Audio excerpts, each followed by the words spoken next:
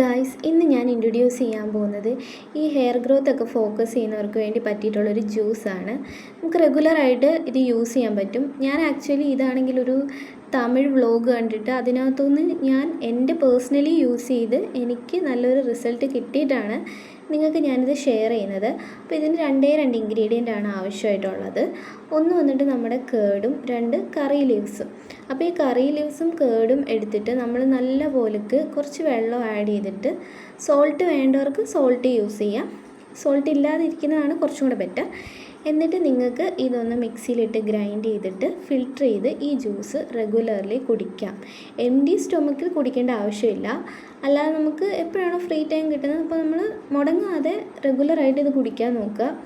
ഇതൊരു ബെസ്റ്റ് ജ്യൂസാണ്, എനിക്ക് റിസൾട്ട് കിട്ടിയിട്ടുള്ളതാണ്, അതുകൊണ്ടാണ് ഞാനിത് ഷെയർ ചെയ്യുന്നത്. പിന്നെ ഹൈപ്പർ ടെൻസീവ് ആയിട്ടുള്ള ആൾക്കാർ ഒരിക്കലും ഇത് ഞാൻ പ്രിഫർ ചെയ്യത്തില്ല. കാരണം നിങ്ങൾ ആരെയാണോ കാണുന്നത് ആ ഡോക്ടറിൻ്റെ കൺസൾട്ടേഷൻ ഉണ്ടെങ്കിൽ മാത്രമേ ഇത് യൂസ് ചെയ്യാവുള്ളൂ. കാരണം നമ്മൾ സോൾട്ടും യൂസ് ചെയ്യുന്നുണ്ട്. പിന്നെ ഓൾസോ ചില മിത്തുകളൊക്കെ ഉണ്ട്. നമ്മൾ ഈ കറി ലീവ്സ് യൂസ് ചെയ്യുമ്പം ഹൈപ്പർ ടെൻഷനുള്ള ആൾക്കാർക്ക് അത് കൂടും കുറയും എന്നൊക്കെ. സോ അപ്പോൾ എനിക്ക് അതിനെപ്പറ്റി കൂടുതലായിട്ട് അറിയത്തില്ല. അങ്ങനെയുള്ള ആൾക്കാർ ഒരിക്കലും ഇത് ട്രൈ ചെയ്യരുത്. അല്ലാതെ നോർമൽ ഹെൽത്തി ആയിട്ടുള്ളവർക്ക് റെഗുലർലി ഈ ജ്യൂസ് കുടിക്കാം. അപ്പം ബൈ ഫ്രണ്ട്സ്.